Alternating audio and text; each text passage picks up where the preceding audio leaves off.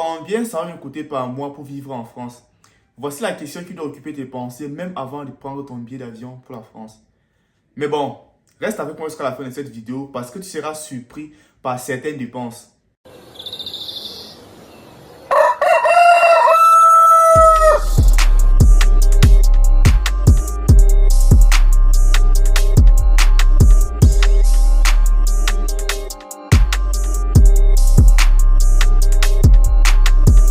Bonjour à toi et bienvenue dans cette vidéo. Si c'est la première fois que tu me découvres, alors je t'invite à t'abonner, à activer cette cloche pour ne plus manquer nos prochaines vidéos et surtout rester informé sur nos vidéos et également sur d'éventuels sujets que nous éclairons dans cette vidéo. Aujourd'hui, calculons ensemble combien est-ce qu'il faudrait que tu prévois ou bien combien de dépenses il va falloir que tu effectues chaque mois pendant ton séjour en France. Pour mener à bien le calcul des dépenses mensuelles pendant ta période d'études, commençons par la dépense qui va prendre la moitié de ton budget. Et ici, je vois le logement. Si tu as la chance de décrocher une place en résidence universitaire du CROUS, ton loyer sera relativement abordable. Nous sommes ici autour des 250 à 300 euros le mois. Et c'est une très bonne affaire.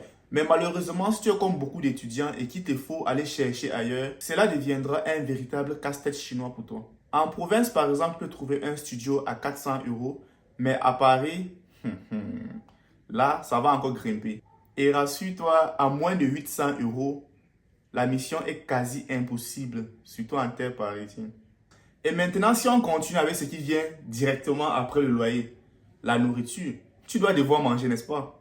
Un repas au resto universitaire te coûte environ 3,25 euros. Donc, en faisant tes calculs entre tes repas, tes petits déjeuners et tes week-ends, tu devrais te retrouver entre 200 à 300 euros par mois de dépenses. Mais attention, il existe des épiceries solidaires étudiants qui pourraient te sauver la mise. Maintenant, place au transport. Là aussi, ça varie beaucoup en fonction de la ville dans laquelle tu te trouves. Mais en moyenne, compte entre 15 à 50 euros par mois pour tes déplacements. Et si tu es en région parisienne, ça va encore augmenter, comme je l'ai dit. Avec le forfait Image Air, c'est environ 383 euros par an. Et à côté du transport, il y a les extras. Je vois ici le téléphone et Internet. Mais bon, si tu prends les offres low cost, tu t'en sors avec environ 40 euros par mois. Mais si tu es du genre à changer de téléphone régulièrement, ce montant peut se voir à la hausse. Une chose importante encore, c'est de ne pas négliger l'entretien et l'hygiène. Prévois entre 20 à 100 euros par mois juste pour l'entretien et l'hygiène. Et maintenant, pour tout ce qui est divers, je vois ici les jeux, les sorties, la pharmacie.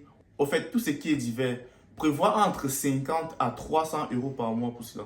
Maintenant, tu vois, tout ceci là mis bout en bout te donne un budget mensuel qui peut aller de 500 à 1500 euros par mois. C'est-à-dire incluant le loyer, le transport, la nutrition, les extras, les divers et consorts. Racoler tout cela, tu peux te voir approximativement autour de 500 à 1500 euros le mois. Donc pense à mettre cela bien au chaud dans ton petit cerveau.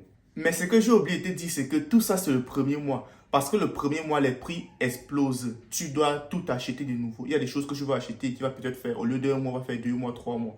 Donc, ce montant n'est pas statique. Il est aléatoire. Ça va dépendre de la façon de gérer les choses.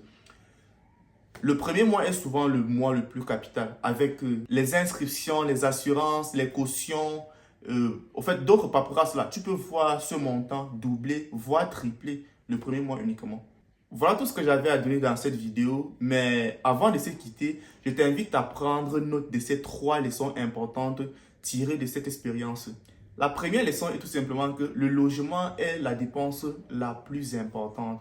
Alors cherche des solutions comme des résidences universitaires du CROUS ou bien des logements en colocation pour réduire ces dépenses au maximum. Et la deuxième leçon, c'est de toujours prévoir un budget pour des imprévus. Surtout lors de ton premier mois d'installation, il est facile de sous-estimer les frais initiaux. Et la troisième leçon, c'est d'utiliser toutes les aides disponibles possibles. Je vois ici des épiceries solidaires étudiants, également les soldats, les bons coins, tout ça. De ce fait, dans la prochaine vidéo, je te montrerai comment réduire tes dépenses au maximum en tant qu'étudiant en France. Donc, active la cloche pour ne pas manquer cette prochaine vidéo qui sera capitale pour toi. Merci d'avoir regardé jusqu'ici.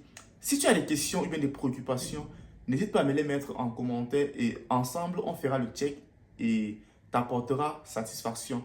On se retrouve très bientôt pour une prochaine vidéo.